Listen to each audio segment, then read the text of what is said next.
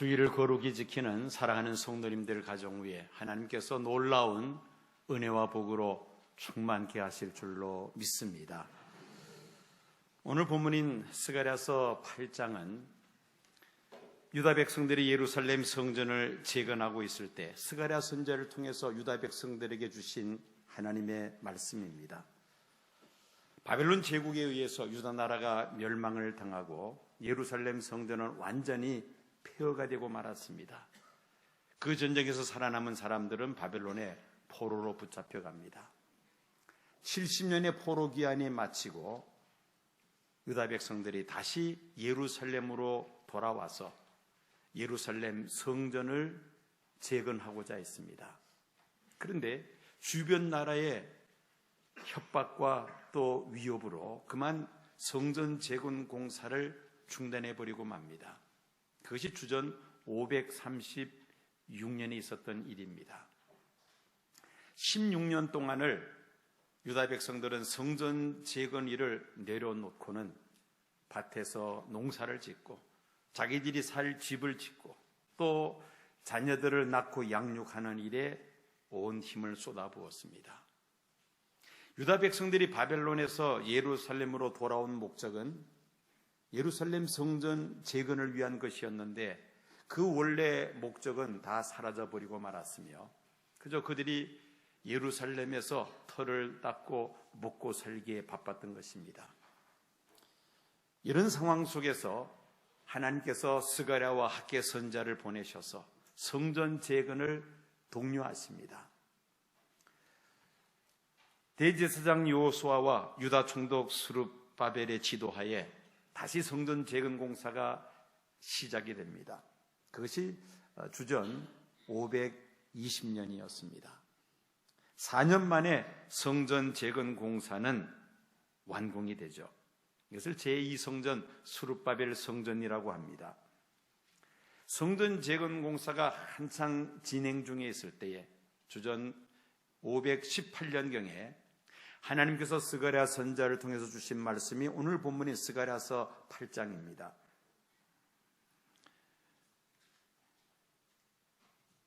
스가랴 8장에 계속해서 반복되어 기록된 표현이 있다면 만군의 여호와의 말이니라는 말씀입니다. 이것은 스가랴서 8장뿐만 아니라 스가랴서 전체에 여러 차례 반복되어 나옵니다.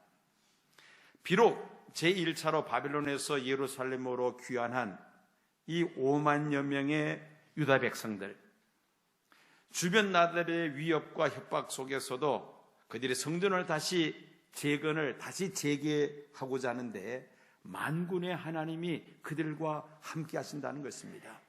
하나님께서 그들을 지키시고 보호하시니 계속해서 성전 재건 공사를 완성하라는 말씀인 것입니다. 이 성전 재건 공사는 순조롭게 잘 진행이 되었습니다. 이제 2년 후면은 제2성전이 완공될 수 있는 그런 상황입니다. 이것이 주전 518년경입니다. 성전 완공을 앞두고 성전이 재건된 다음에 성전을 중심으로 해서 이스라엘 공동체가 어떤 모습을 가져야 될 것인가? 한 걸음 더 나가서 예수님께서 재림하셔서 하나님 나라가 완성될 텐데 그 하나님 나라의 모습은 어떠한 것인가? 우리는 이 스가랴 8장을 통해서 발견할 수가 있습니다. 여러분, 컴퓨터를 사용함에 있어서 하드웨어, 기계도 중요합니다만 사실 더 중요한 것은 그 기계를 움직이는 소프트웨어, 프로그램이라고 말할 수 있습니다. 어떤 프로그램은 컴퓨터 값보다 이 소프트웨어가 더 비싼 그런 프로그램도 있습니다. 오히려 컴퓨터를 끼워주는 그런 비싼 프로그램도 있다는 말입니다. 재건될 성전이 하드웨어에 속한다면은 그 재건될 성전에서 이스라엘 민족 공동체가 형성이 되는데 그 이스라엘 공동체의 모습이 이러해야 한다는 것을 하나님께서 스가랴 선지자를 통해서 미리 말씀해 주신 것입니다. 우리는 스가랴서 8장에서 하나님이 원하시는 이스라엘 공동체의 모습 11가지를 우리가 찾을 수가 있습니다. 이 11가지 이상적인 이스라엘 공동체의 모습은 장차 예수님 다시 오심으로 이루어질 메시아 왕국의 이상적인 모습이기도 합니다. 또 그러면서도 오늘날 신약시대에 살고 있는 우리 교회의 공동체의 그런 이상적인 모습이기도 한 것입니다. 앞으로 한 석 달 계속 이어가면서 이 스가랴서 8장 말씀을 가지고 우리 시온교회가 어떠한 공동체가 되어야 될 것인가, 그 모습을 그려보고자 합니다. 특별히 2017년은 아주 뜻깊은 해이죠. 마틴 루터가 종교개혁을 한 지 500주년이 되는 해이며 또 우리 시온교회가 창립 50주년을 맞이하는 뜻깊은 해입니다.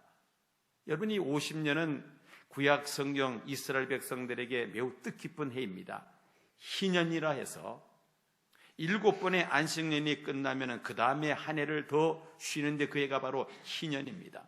이것이 50년째 되는 해에 행할 큰 행사이죠. 우리 교회가 이제 희년을 바라보면서 우리 시온교회가 이런 모습의 공동체가 되었으면 좋겠다는 것을 우리는 이 스가랴서 8장을 통해서 발견할 수가 있습니다. 오늘 그 첫 번째로 사랑의 공동체라는 제목으로 말씀을 전하고자 합니다. 본문 2절 말씀 보면은 질투라는 단어가 2번 반복되어 나옵니다. 우리 2절 말씀만 다 같이 함께 읽겠습니다. 만군의 여호와가 이같이 말하노라. 내가 시온을 위하여 크게 질투하며 그를 위하여 크게 분노함으로 질투하노라. 하나님께서 질투하신다는 이 표현이 상당히 우리에게는 어색하게 느껴집니다. 우리가 하나님에 대해서 전능하신 하나님, 또 무소부재하신 하나님, 사랑의 하나님, 심판의 하나님, 구원의 하나님, 능력의 하나님, 이런 여러 가지 표현을 듭니다마는, 그러나 질투의 하나님이라는 단어는 우리가 거의 사용하지 않습니다. 이 질투라는 단어, 영어로 질럿이라고 합니다. 그런데 영어로 열정, 질이라는 단어가 바로 이 질투라는, 질럿이라는 단어에서 나왔다는 것을 우리가 기억할 필요가 있습니다. 질투는 열정적인 사랑의 또 다른 모습이라는 것이죠. 여러분, 왜 질투하죠? 사랑하기 때문에 질투합니다. 사랑하지 않는다면 질투할 이유가 없습니다. 사랑하는 연인이 다른 사람과 교제를 하게 되면 질투를 느끼지 않을 사람이 없습니다. 만약에 질투하는 마음이 없다면 둘 중에 하나입니다. 그 사람을 내가 진정으로 사랑하지 않든지 아니면은 성자와 같든지 둘 중에 하나라고 말할 수가 있습니다. 여기에 계시는 분 중에 저를 위시해서 아마 성자는 없을 것으로 생각이 됩니다. 그렇다면은 정말 사랑한다면은 질투할 수밖에 없는 것이죠. 하나님께서 시온을 위하여 질투하신다는 말씀은 그만큼 하나님께서 이스라엘을 사랑하신다는 말씀입니다. 하나님께서 질투하시되 크게 분노하시기까지 질투하신다고 2절에 말씀하고 있습니다. 이스라엘을 향하신 하나님의 그 무한하신 사랑을 우리가 이 표현을 통해서 느낄 수 있어야만 합니다. 여기서 시온, 하나님께서 크게 분노하며 질투하시기까지 사랑하신다는 시온은 과연 무엇을 의미합니까? 예수님의 피로 세우신 교회를 가리키는 줄로 믿습니다. 하나님은 교회를 크게 질투하시기까지 사랑하신다는 말씀인 것입니다. 세상이 교회를 해치지 못하도록 하나님께서 교회를 지키시고 보호하시고 사랑하십니다. 만약에 교회가 세상과 짝하게 된다면 하나님은 크게 분노하시기까지 질투하신다는 말씀입니다. 교회를 향한 하나님의 사랑이 인류 역사 속에서 구체적으로 어떻게 나타났습니까? 죄로 인하여 영원히 멸망할 수밖에 없는 온 인류의 죄를 용서하시기 위하여 하나님은 독생자 예수 그리스도를 이 세상에 보내셨습니다. 아브라함이 100세 때 낳은 하나밖에 없는 아들 이삭을 하나님께서 번제물로 바치라고 말씀하십니다. 아브라함은 지체하지 아니하고 그 다음날 아침 일찍 일어나 이삭을 데리고 하나님이 지시하시는 모리아 산을 향합니다. 어쩌면은 자신을 번제물로 바치는 것보다 더 고통스러운 일이었을 것입니다. 그러나 아브라함은 하나님의 그 명령에 순종하여 이삭을 모리아 산으로 데리고 가서 단을 쌓고 그 위에 이삭을 올려놓고 이제 칼을 뽑아들고 이스라엘을 번제물로 바치고자 할 때였습니다. 그때 하나님께서 그 아브라함의 믿음을 보시고 사자를 보내셔서 그 아브라함을 막으시죠. 하나님께서 예비하신 희생제물로 대신해서 제사를 드리게 하십니다. 이 광경을 그림으로 표현한 많은 그림들이 있는데 그 가운데 하나가 여러분들 지금 스크린에 올라와 있는 이 사진, 이 그림입니다. 자, 이 그림을 보면은 여러분들 보시기에 오른쪽 귀퉁이에 무엇이 희미하게 그려져 있습니까? 십자가에 달리신 예수님. 십자가에 달리신 예수님이 그 오른쪽 상단에 그려져 있습니다. 이 작가는 이 그림을 통해서 우리에게 무엇을 말하고자 합니까? 독자 이삭을 바치고자 하는 그 아브라함의 아픔, 하나님께서 온 인류를 구원하시기 위하여 독생자 예수 그리스도를 이 세상에 보내시는 하나님의 그 아픔을 연상케 된다는 것이죠. 그만큼 하나님은 우리를 사랑하신다는 말씀인 것입니다. 독생자 예수 그리스도를 이 세상에 보내시기까지 하나님은 그토록 우리를 사랑하신다는 말씀입니다. 또 예수님은 우리 교회를, 성도들을 얼마나 사랑하십니까? 하나님이신 예수님께서 피조물인 인간의 몸을 입으시고 이 세상에 오십니다. 가난한 목수의 아들로 태어나셔서 30년 동안 그렇게 가난한 집안에서 생활하시다가 드디어 30세가 되실 때에 공생애를 시작하십니다. 목자 없는 양과 같은 이스라엘 백성들을 향하여 천국 복음을 전파하시며 저들의 병을 고쳐주시고 귀신 들린 자에게서 귀신을 쫓아내시며 수많은 이적과 기사를 행하시면서 저들에게 천국 복음을 전하셨습니다. 그리고는 온 인류의 죄를 대신 담당하시기 위하여 가장 흉악한 죄수들을 처형하는 십자가의 예수님은 돌아가십니다. 자신의 생명을 내어놓으시기까지 우리를 사랑하셨다는 것입니다. 본질상 하나님과 동등하신 예수님께서 피조물인 인간의 몸을 입으시고 이 세상에 오실 뿐만 아니라 가장 죄질이 나쁜 사형수들을 처형하는 그 십자가에서 예수님은 못 박혀 돌아가십니다. 그만큼 예수님은 우리를 사랑하신다는 것이죠. 이 예수님의 십자가의 죽음과 부활, 승천 이후에 신약교회가 탄생이 됩니다. 하나님께서, 예수님께서 이토록 교회를 사랑하신다는 말씀입니다. 이런 사랑을 받은 우리 교회가, 우리 성도들은 어떻게 해야만 합니까? 우리도 마땅히 하나님을 사랑해야만 합니다. 어떻게 우리가 하나님을 사랑할 수가 있습니까? 한 율법사가 예수님께 찾아와서 질문합니다. 어느 계명이 큰 계명입니까? 이때 예수님께서 율법의 핵심인 십계명을 이렇게 재해석하십니다. 마태복음 22장 37절에서 40절까지 말씀을 보면은 예수께서 가라사대 내 마음을 다하고 목숨을 다하고 뜻을 다하여 주 너의 하나님을 사랑하라 하셨으니 이것이 크고 첫째 되는 계명이요 둘째는 그와 같으니 내 이웃을 내 몸같이 사랑하라 하셨으니 이 두 계명이 온 율법과 선지자의 강령이니라. 예수님은 이 구약의 율법 십계명의 핵심을 사랑으로 그렇게 표현하십니다. 위로 하나님을 사랑하고 그리고 우리의 이웃을 사랑해야 한다는 것이죠. 위로 하나님을 사랑하되 마음을 다하고 목숨을 다하고 뜻을 다하여 하나님을 사랑해야 하며 이웃을 사랑하되 내 몸과 같이 사랑해야 함을 말씀하셨습니다. 자, 우리가 하나님을 사랑하는 것에 대해서 질투하시기까지 열정적인 하나님의 사랑을 받은 자들 마땅히 하나님을 사랑해야 합니다. 그런데 보이지 아니하시는 하나님을 사랑한다는 것이 너무나도 추상적으로 느껴집니다. 추상적인 것만큼 말로 하기는 쉽습니다. 하나님 사랑합니다. 얼마나 쉽습니까? 그러나 보이지 아니하는 하나님을 향하여 우리가 진정 행동으로 사랑을 나타내는 것은 결코 쉬운 일이 아닙니다. 요한일서 3장 18절 보면은 자녀들아 우리가 말과 혀로만 사랑하지 말고 행함과 또한 진실함으로 하자고 말씀합니다. 어떻게 우리가 행함과 진실함으로 하나님을 사랑함을 표현할 수가 있습니까?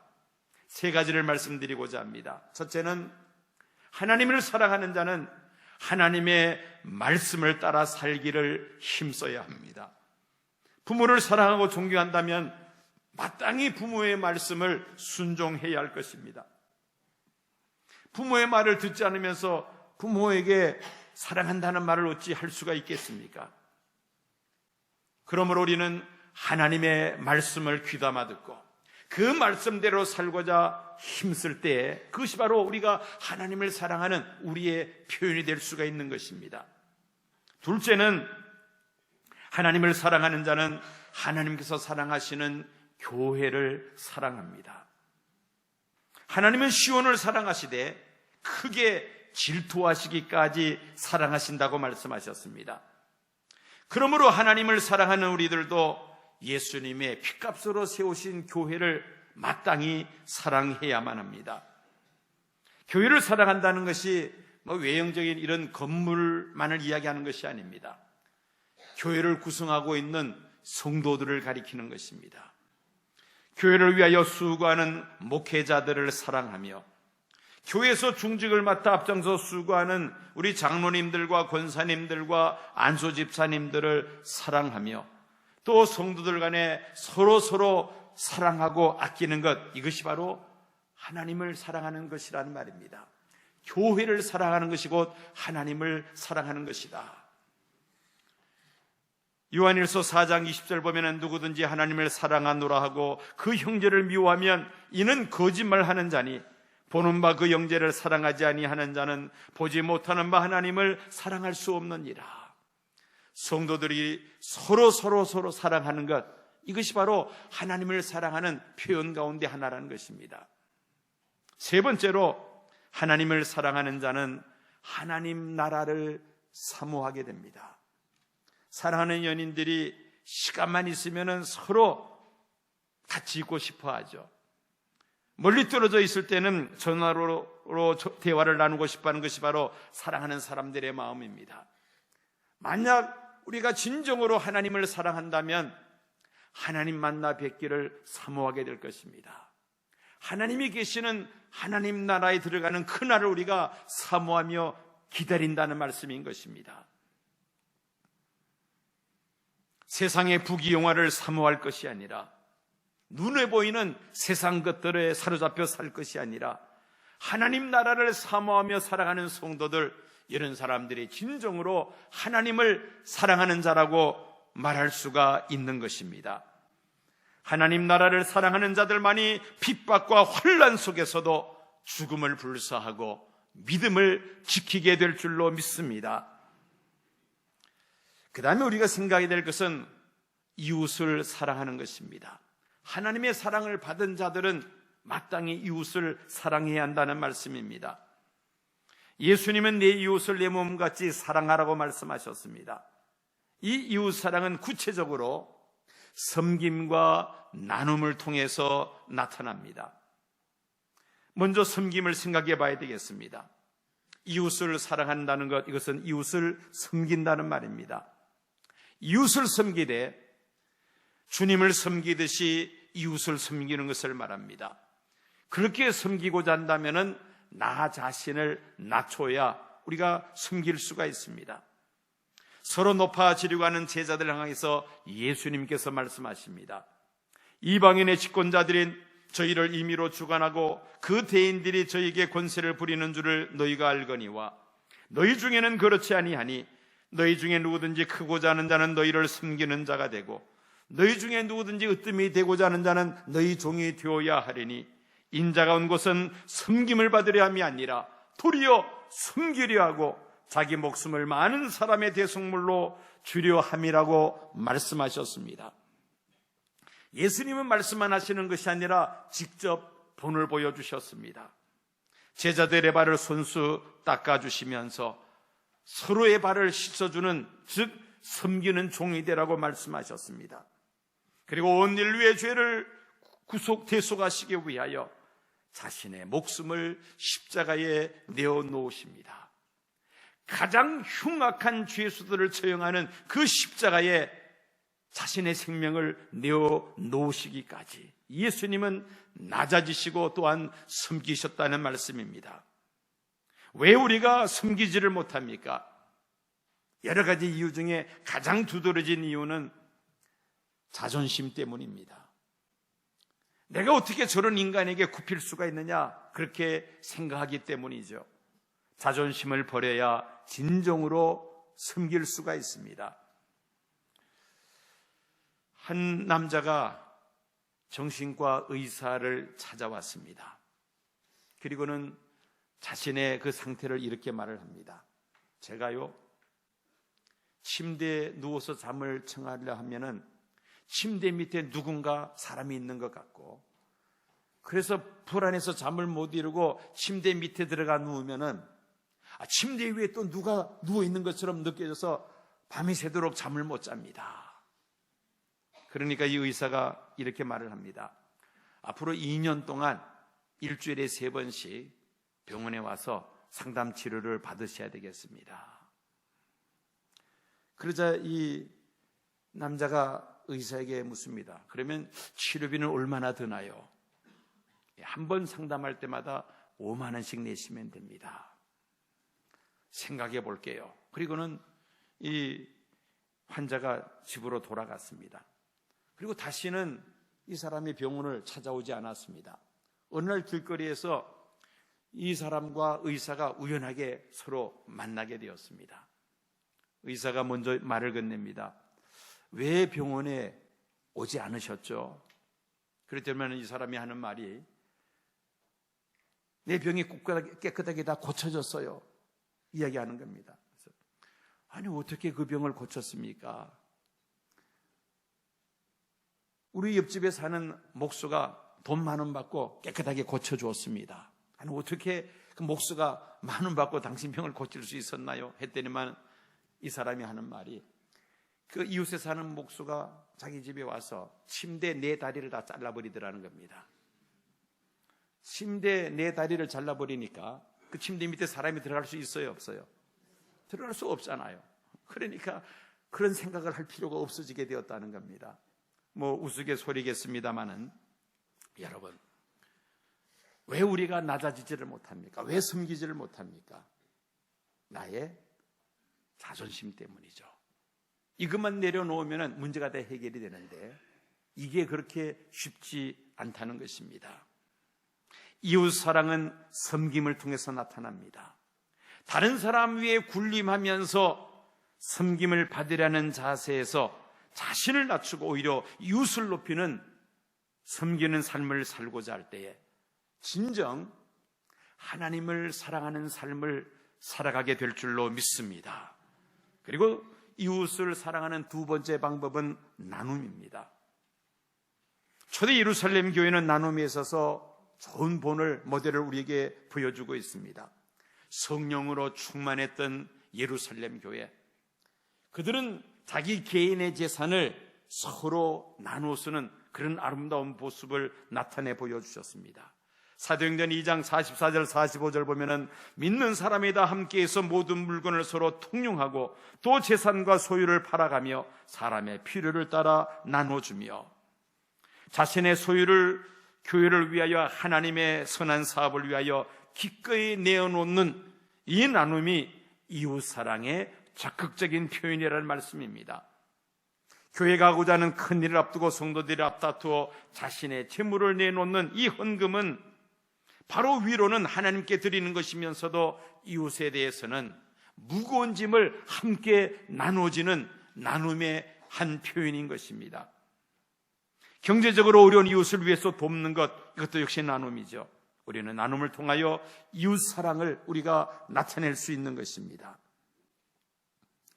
심리학자인 게리 체프만이 쓴 베스트셀러 5가지 사랑의 언어라는 책 속에 이런 사랑을 표현하는, 이웃에게 사랑을 표현하는 5가지 방법을 이렇게 소개하고 있습니다. 첫째는 상대방에게 늘 인정하는 말을 즐겨 사용하는 것이다. 고맙다, 잘했어, 사랑해, 당신이 최고야. 이런 말이 바로 이웃을 섬기는 우리의 그 언어라는 것입니다. 두 번째는 시간을 함께 보내는 것이란 말입니다. 함께 식사를 한다든지 함께 산책을 한다든지, 이것이 또 이웃을 섬기는 또 다른 표현 방법이라는 것이죠. 셋째는 선물입니다. 선물을 전하면서 이웃 사랑하는 내 마음을 나타내 볼 수가 있다는 것이죠. 넷째는 봉사입니다. 가정에서는 또 여러 가지 방법으로 부부간에 서로 봉사할 수가 있습니다. 직장에서도 또 여러 가지 방법으로 서로 그렇게 또한 섬길 수가 있습니다. 교회 안에서도 마찬가지입니다. 이거는 내 일이 아니야 라고 그렇게 담을 칠 것이 아니라 서로 협력하고 서로 도와줄 때에 이것이 바로 이웃사랑의 표현 방법이라는 것이죠. 다섯째는 스킨십, 손을 잡아주거나 허그를 하거나 어깨를 두들겨주면서 격려해주는 이런 스킨십이 또한 이웃사랑에 대한 표현이라고 말을 합니다. 이런 여러 가지 방법들을 통해서 정말 우리가 이웃에 대한 관심과 사랑을 표현할 때에 하나님을 향한 우리의 사랑이 이웃을 통해서 나타날 수 있다는 것입니다. 우리 교회가 지난 하반기에 알파 1기를 은혜 가운데 잘 마쳤습니다. 약 100여 명의 성도님들이 게스트로 또 섬김으로 들어와서 한 2달 동안을 정말 행복한 그런 시간들을 가질 수가 있었습니다.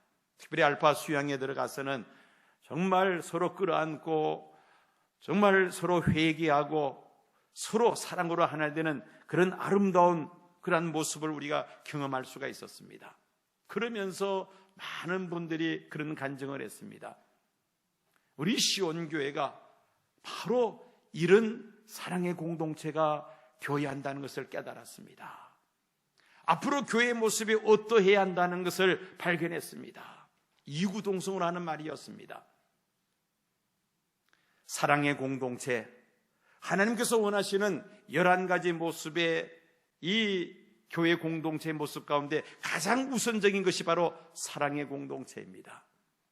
위로 하나님을 사랑하며 또 우리의 이웃을 내 맘같이 사랑하는 이 사랑의 공동체가 될 때에 하나님께서 기뻐하시는 교회가 될 줄로 믿습니다. 장차 재건될 예루살렘 성전을 중심으로 세워질 이스라엘 공동체는 사랑의 공동체가 되어야 함을 하나님께서 스가랴 선지자를 통해서 이스라엘 백성들에게 말씀하신 것입니다. 적십자사 홍보 광고 가운데 이런 말이 있습니다. 사랑은 실천으로 완성되는 세상에서 가장 아름다운 동사입니다. 사랑은 실천으로 완성되는 세상에서 가장 아름다운 동사입니다. 사랑은 구로 끝나는 것이 아닙니다. 실천으로 완성되는 동사라는 것입니다. 우리 시온교회가 사랑의 공동체가 되어야 할 줄로 믿습니다. 이미 우리는 하나님의 사랑을 받은 자들입니다. 하나님의 사랑을 받은 자로서 우리는 마땅히 하나님을 사랑해야만 합니다. 하나님의 말씀에 전적으로 순종하며 또 하나님께서 크게 질투하시기까지 사랑하시는 교회를 우리가 사랑하는 것이죠. 이것이 바로 하나님을 사랑하는 방법입니다. 그러면서도 우리 주님 다시 오심으로 이루어질 영원한 하나님 나라를 사모하며 살아가는 것, 이것이 바로 하나님을 사랑하는 성도의 아름다운 모습입니다. 그리고 우리의 이웃을 내 몸과 같이 사랑해야만 합니다. 섬김과 나눔을 통해서 정말 성도들 간에 서로 존경하고 서로 사랑할 때에 이 시온교회가 하나님께서 크게 기뻐하시는 사랑의 공동체가 될 줄로 믿습니다. 11가지 그 이상적인 교회 공동체의 모습, 천국의 모습 가운데 오늘 첫 번째 모습이 바로 사랑입니다. 이 말씀을 마음판에 기억하시고 우리 모든 성도님들, 시온교회에 속한 모든 성도님들이 위로 하나님을 사랑하고 이웃을 내 몸같이 사랑하는 천국의 모형과 같은 아름다운 시온교회가 될 수 있도록 더욱더 기도하시고 더욱더 사랑하시고 봉사하시고 충성하시고 헌신하시는 2017년 한 해가 되시기를 축원합니다. 지금은 우리 주 예수 그리스도의 은혜와 아버지 하나님의 극진하신 사랑과 성령님의 감동 감화 충만 역사하심이 하나님께서 바라시는 대로 우리 시온교회가 사랑의 공동체로 변화되기를 간절히 소망하는 이 자리에 머리 숙인 사랑하는 성도들과 시온교회에 속한 모든 믿음의 원속들과 이 땅에 거하는 하나님의 백성들 위에 지금부터 영원까지 함께 하옵시기를 간절히 축원하옵나이다. 아멘.